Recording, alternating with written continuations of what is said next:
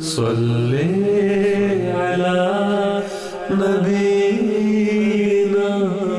صلی علی محمد۔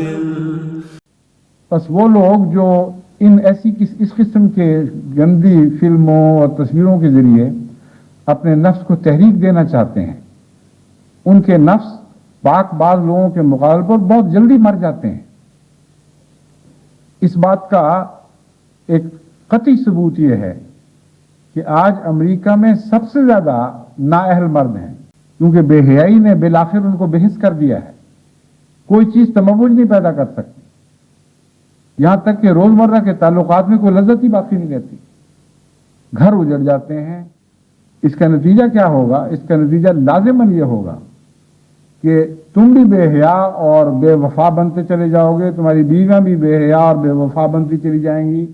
اپنے لطیف مزاج کو ناقص کرتے کرتے جانوروں کے حد تک پہنچا دینا، یہ سب کچھ ہو گیا، لیکن وہ لذت حاصل نہیں ہوتی جس کی پیروی کی جا رہی ہے، وہ پھر آگے بھاگ جاتی ہے، یہاں تک کہ انسان ایک ایسے خطرناک مقام پہ پہنچتا ہے جس کے بعد ہر قسم کی بدیاں پھوٹتی ہیں، گھروں میں بچوں سے مظالم اور کئی قسم کی بے حیائیاں، پھر ڈرگ ایڈکشن، لیکن ایکسائٹمنٹ آگے آگے بھاگتی ہے اور چاہتی ہے۔ اپنے معاشرے کو تباہ نہ کرو اور اپنے سکون اور طمانینت کو برباد نہ کرو، تمہارے گھر ٹوٹ جائیں گے، تمہارے گھروں سے سکون اٹھ جائے گا۔ اس ضمن میں ایک خصوصی پیغام اہل پاکستان کو دینا چاہتا ہوں، کیونکہ وہ بدیاں جو مغرب سے پیدا ہوتی ہیں آج کل بڑی تیزی سے مشرقی ممالک میں جا کر گھر بنا لیتی ہیں۔ ان میں ایک بدی جنسی بے راہ روی ہے اور فحاشی، یہ اس کثرت سے مغرب سے مشرق میں جا کر جاگزی ہوئی ہے، یوں معلوم ہوتا ہے جیسے وہی ان کا وطن تھا۔ اور پاکستان جس کو اسلامی مملکت کے نام پر بڑے بلند بانگ دعوی کے ساتھ دنیا کے سامنے پیش کیا جا رہا ہے، وہاں اس کثرت سے یہ رجحان پیدا ہو رہے ہیں کہ جو اطلاعیں ملتی ہیں اس سے عقل بھنا جاتی ہے کہ کیا ہو رہا ہے، اور کیوں کسی ملا یا حکومت کو یہ فکر نہیں کہ اپنے معاشرے کو اس قسم کی فحاشی سے بچائیں۔ جو اطلاعات مجھے ملتی ہیں مختلف شہروں سے، ان سے پتہ چلتا ہے مثلاً کہ گندی فلموں کا کاروبار، بے حیائی کی تصویروں کا کاروبار وہاں اتنا زیادہ ہے کہ یورپ کے سب سے زیادہ بے حیا شہروں میں بھی اتنا نہیں ہے۔ اس کی وجہ یہ ہے کہ ان بے حیا شہروں میں جہاں تک حکومت کا تعلق ہے وہ بڑی نیک نیتی کے ساتھ ان باتوں کی نگرانی کرتی ہے، اور پولیس بڑی دیانتداری کے ساتھ ان لوگوں کے پیچھے پڑی رہتی ہے۔ اس لیے کاروبار تو یہاں بھی چلتا ہے، لیکن اس کاروبار کو کوئی تحفظات حاصل نہیں۔ لیکن پاکستان جیسے بدنصیب ملک میں جہاں پولیس بددیانت ہو، جہاں کے وزراء یہ اعلان کریں خود برسر عام کہ ہماری پولیس کلیتاً بددیانت اور بے اعتماد ہو چکی ہے، وہاں جہاں حکومت کو حقیقت میں اس بات کی کوئی پرواہ نہ رہے کہ عوام کے کیسے اخلاق ہیں اور کیا کیا چیزیں ان اخلاق کو تباہ کر رہی ہیں، جہاں ملا کو کوئی شعور ہی نہ ہو کہ اعلیٰ اسلامی قدریں ہیں کیا اور ان پر اس ملک میں کیا بن رہی، وہاں یہ چیزیں کھلے بندوں عام فروخت ہوتی اور اس کثرت سے نشو و نما پاتی ہیں کہ جیسے کوئی بیماری کسی جسم کے اوپر مکمل قبضہ کر لے اور دفاع کی ساری صلاحیتیں خابیدہ ہو جائیں، سو جائیں، ان میں احساس ہی باقی نہ رہے کہ ہم پر کیا ہو رہا ہے۔ اس سلسلے میں خاص طور پر احمدی نوجوانوں کو اور نظام جماعت کو متنبہ کرنا چاہتا ہوں کہ اس بات کی نگرانی رکھیں، جب ایک بدی عام پھیل جاتی ہے تو اس کے اثرات ضرور ہر جگہ پہنچتے ہیں۔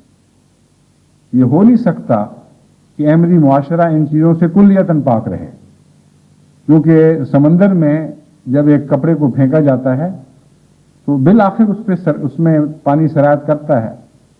بعض چیزوں میں کم کرتا ہے اور آہستہ کرتا ہے، بعض چیزوں میں زیادہ تیزی سے کرتا ہے اور مکمل سرایت کر جاتا ہے. لیکن جماعت کے معاشرے کو بیدار مغزی کے ساتھ اور مسلسل محنت اور توجہ کے ساتھ اپنی حفاظت کرنی ہوگی، ورنہ یہ چیزیں ان میں راہ پا جائیں گی اور ہو سکتا ہے کسی حد تک پا گئی ہوں، اور ایسی صورت میں پھر اس کے بہت ہی خطرناک نتائج نکلیں گے. وہ جو دو مثالیں میں نے بیان کی ہیں، وہ کہ امرأۃ نوح اور امرأۃ لوط، وہ مثالیں پھر صادق آنے لگتی ہیں معاشرے پر، اور پھر کوئی ان کو روک نہیں سکتا.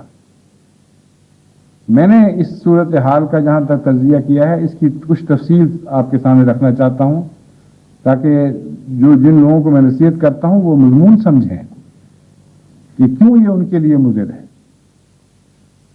واقعہ یہ ہے کہ بے حیائی وقتی طور پر انسان کے اندر ایک تحریک پیدا کرتی ہے، ایک جذبات میں تموج پیدا کرتی ہے. بے حیائی کے نظارے جب یہ تموج پیدا کرتے ہیں تو انسان سمجھتا ہے کہ اس کے نتیجے میں ہمیں بہت لطف آیا اور بہت زیادہ بہتر رنگ میں ہم اپنے تعلقات سے لطف حاصل کر سکیں گے.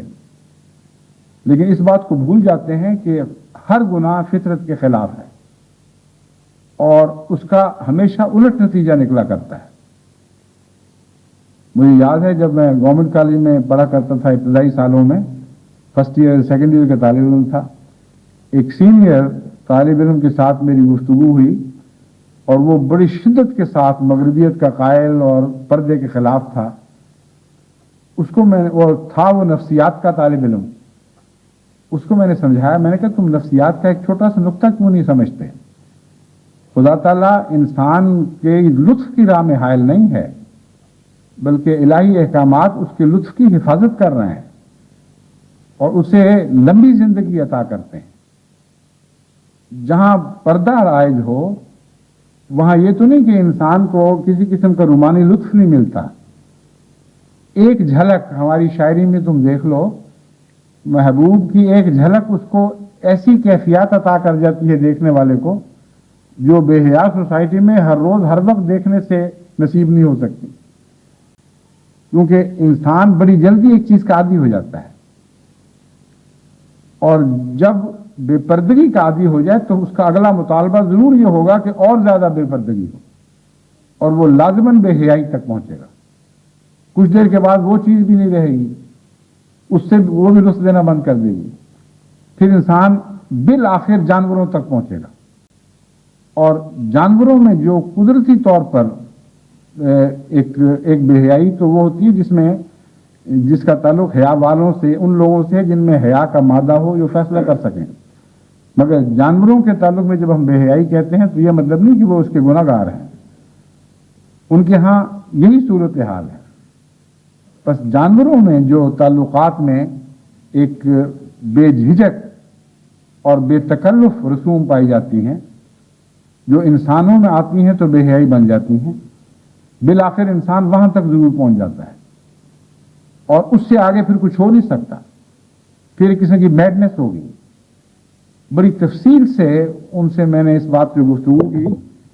بعد میں مجھے بہت گزرت کے بعد یورپ میں آنے کا موقع ملا تو ان دنوں میں میں نے دیکھا یہاں بوہیمینزم اور ہپیزم کی تحریکات چل رہی تھیں، اور بعض عورتیں پوری طرح ننگی ہو کر، پوری طرح برہنہ ہو کر بازاروں میں نکل آتی تھیں، یہ بتانے کے لیے کہ ہم ابھی اب مطمئن نہیں ہیں، کچھ ہونا چاہیے. اور پھر معلوم ہوا کہ یہاں تعلقات کے ساتھ ساتھ ظلم کو بھی شامل کر لیا گیا ہے، اور سیڈزم جو بھی کہلاتا ہے، سیڈسٹ پیدا ہو گئے ہیں جو مزہ نہیں اٹھا سکتے جب تک ساتھ ظلم نہ کریں، ماریں کوٹیں نہ، بعض زنجیریں برسا کر عورتوں پر اس سے ایکسائٹمنٹ حاصل کرتے ہیں. تو یہ وہی جنون ہیں جن کی خبر قرآن کریم نے دی تھی کہ تم شراب کے پیچھے دوڑ رہے ہو، جو چیزیں ہم نے تمہارے لیے پیاس بجھانے کی مقدر کر رکھی ہیں وہیں تک رہو، اس سے آگے محض دھوکہ ہے کہ تمہاری پیاس بجھے گی. وہ لذتیں جن کی تم پیروی کرنا چاہتے ہو، یہ تم شراب کی طرح تم سے آگے آگے بھاگیں گی. اور پھر ایک ایسا مقام آئے گا کہ آگ تو بھڑک چکی ہوگی لیکن پیاس نہیں بجھے گی. بس وہ لوگ جو اس قسم کے گندی فلموں اور تصویروں کے ذریعے اپنے نفس کو تحریک دینا چاہتے ہیں، ان کے نفس پاک باز لوگوں کے مقابلے پر بہت جلدی مر جاتے ہیں. اس بات کا ایک قطعی ثبوت یہ ہے کہ آج امریکہ میں سب سے زیادہ نااہل مرد ہیں. ان کی جتنی نسبت امریکہ میں پائی جاتی ہے شاید ہی کسی اور ملک میں پائی جاتی ہے، کیونکہ بے حیائی نے بالآخر ان کو بحث کر دیا ہے. کوئی چیز تموج نہیں پیدا کر سکتی، یہاں تک کہ روزمرہ کے تعلقات میں کوئی لذت ہی باقی نہیں رہتی. گھر اجڑ جاتے ہیں. ایک انسان جو پاک باز ہو، اپنی بیوی سے پیار کی بات کرتا ہے، ان لوگوں کے پاس اگر کوئی پیمانہ ہو تو وہ جان سکیں کہ ان کی حد سے زیادہ بے حیائی میں جو مزہ ہے اس سے زیادہ مزہ اس پیار اور محبت میں ہے جو خدا تعالیٰ کے فرمان کے تابع انسان بے تکلف اور اجازت کے تابع کرتا ہے. بس یہ دھوکہ ہے جس کی پیروی کی جا رہی ہے، اور اس کے نتیجے میں پھر وفا اٹھ جاتی ہے. جو شخص بھی ایسی فلمیں دیکھتا ہے وہ یہ ضروری تو نہیں کہ وہ لازماً اکیلا ہی دیکھے، بلکہ مجھے جو اطلاعیں ملتی ہیں ان سے پتہ چلتا ہے کہ خاندان ایسے ہیں جہاں خاوند گھروں میں لے کے آتے ہیں، اپنی بیویوں کو دکھاتے ہیں، بعض اپنے دوستوں کے ساتھ مل کر اور ان کی بیویوں کے ساتھ مل کے یہ تصویریں دیکھتے ہیں.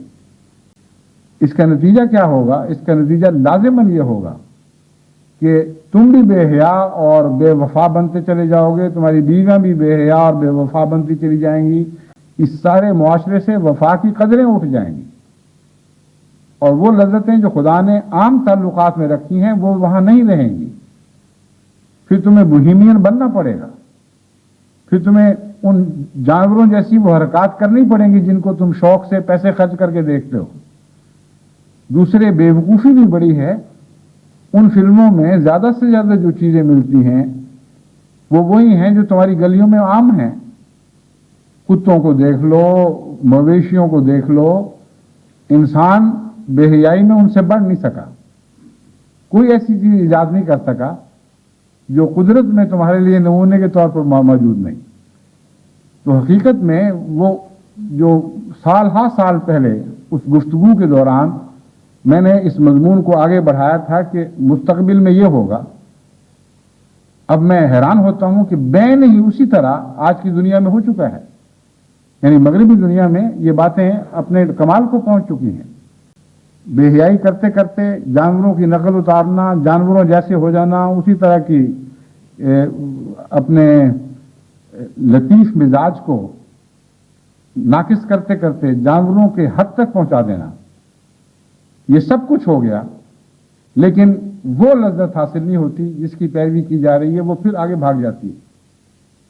یہاں تک کہ انسان ایک ایسے خطرناک مقام پہ پہنچتا ہے جس کے بعد ہر قسم کی بدیاں پھوٹتی ہیں. گھروں میں بچوں سے مظالم اور کئی قسم کی بے حیائیاں، پھر ڈرگ ایڈکشن. لیکن ایکسائٹمنٹ آگے آگے بھاگتی اور چاہتی ہے اور چاہتی ہے. اور قرآن کریم نے جیسے جہنم کا نقشہ کھینچا ہے کہ وہ آخر یہ کہتی رہے گی کہ حل من مزید، حل من مزید، حل من مزید، اور بھی کچھ ہے تو ڈال دے خدا، اور بھی کچھ ہے تو ڈال دے. تو یہ نفس کی جہنم تو بھرنے والی نہیں ہے. اپنے معاشرے کو تباہ نہ کرو اور اپنے سکون اور ایمان، اپنے سکون اور طمانینت کو برباد نہ کرو. تمہارے گھر ٹوٹ جائیں گے، تمہارے گھروں سے سکون اٹھ جائے گا. امیر ملکوں کے نخرے ہیں، ان کی بے حیائیاں ان تک ہی رہنے دو. غریبوں میں جب یہ بے حیائیاں منتقل ہوں تو اس کے ساتھ اور بھی زیادہ خرابیاں پیدا ہوتی ہیں. جرائم بہت شدت کے ساتھ سر اٹھاتے ہیں. جرائم کا ان بے حیائیوں سے گہرا تعلق ہے، یہاں بھی ہے جو وہاں اور وہاں بھی ہوگا. لیکن غریب ملکوں میں امیر ملکوں کی عیاشیاں تو کسی صورت بھی جیسے کہتے ہیں پگ نہیں سکتی، یہ ان پر پورا نہیں اتر سکتی، موافق نہیں آئیں گی، ہضم نہیں ہوں گی. بس اپنے معاشرے کی حفاظت کرو. اور جماعت احمدیہ پاکستان اور ہندوستان اور اسی طرح یورپ کی جماعتوں کو بھی میں نصیحت کرتا ہوں کہ خیانت کا جو انسانی معاشرے سے تعلق ہے اس مضمون کو اس آیت نے مختصراً بیان فرما دیا ہے اور اس کا آخری انجام دکھا دیا ہے کہ یاد رکھو کافروں کے لیے ہم نے لوط کی بیوی اور نوح کی بیوی کی مثال رکھی ہے. یہ تفصیل بیان نہیں فرمائی، اس لیے مومن کا کام نہیں ہے کہ تفصیل میں جائے. یہ سوچنا میرے نزدیک مناسب نہیں انبیاء کی عزت اور احترام کے پیش نظر کہ ان کی بیویوں نے کیا خیانت کی ہوگی، مگر ان کے ساتھ جو خدا تعالیٰ نے عقوبت کا سلوک فرمایا اس کے پیش نظر یہ سوچنا ہمارے لیے لازم ہے کہ عورت جس قسم کی بھی خیانتیں کر سکتی ہے، جہاں تک وہ خیانتیں کر سکتی ہے، اس آیت کا مضمون ان سب باتوں پر حاوی ہوگا. اور اگر انبیاء کی بیویوں کو کسی خیانت کے نتیجے میں ایسی سخت سزا دی جا سکتی ہے جیسا کہ بیان فرمایا گیا، تو جو بھی وہ خیانت تھی ہمیں اس سے غرض نہیں. عورتیں جو خیانت کرتی ہیں اس کے ساتھ ضرور کوئی تعلق ہے. بس عورتوں کے لیے خصوصیت کے ساتھ اس میں نصیحت ہے کہ ہر اس خیانت سے باز آ جائیں جو ان کے خامدوں کے خلاف خیانت ہے یا ان کے دوسرے تعلق والوں کے خلاف خیانت ہے، کیونکہ خدا کے نزدیک یہ ایک بہت بڑا جرم ہے جس کی سزا دی جاتی. اور ان مردوں کو میری نصیحت ہے جو اپنی بے حیائیوں کے لیے اپنی بیویوں کو خائن بناتے ہیں کہ وہ ان گناہوں میں ساتھ ملوث ہوں گے اور ان کو اس کی ضرور شدید سزا دی جائے گی. انبیاء کی مثالیں اس لیے دی گئیں کہ ان کا اس میں کوئی دخل نہیں تھا اور خالصتاً قصور ان عورتوں کا تھا. لیکن اس کا مطلب یہ تو نہیں بنتا کہ اگر مردوں کا قصور ہو تو ان کو خدا چھوڑ دے گا. جو مرد خود اپنے ہاتھوں سے اپنے امن اور سکون کی قبریں کھودتے ہیں، اپنے گھروں کو بے حیائیوں کے اڈے بناتے ہیں، ان کے لیے اس میں بڑی نصیحت ہے، سبق ہے. ان کا سکون، ان کی آگے نسلوں کا سکون اٹھ جائے گا. اور پاکستان میں جو بے پردگی کی رو چل رہی ہے اس کا اس مضمون سے گہرا تعلق ہے. اگر بے پردگی اس بنا پر ہو کہ عورتیں کام پر جاتی ہیں اور معاشرے میں اس حد تک بے پردگی بے حیائی کا موجب نہیں، تو اس قسم کے رہن سہن کو ہم ضروری نہیں کہ بے پردگی میں داخل کریں. اسی لیے بعض ملکوں میں عورتوں کا رہن سہن اور ہے اور میں اس کو دیکھتا ہوں اور میں ان کی طرف سے سمجھتا ہوں کہ اس رہن سہن میں بے حیائی کا کوئی عنصر شامل نہیں اور میں ان کو نہیں پکڑتا.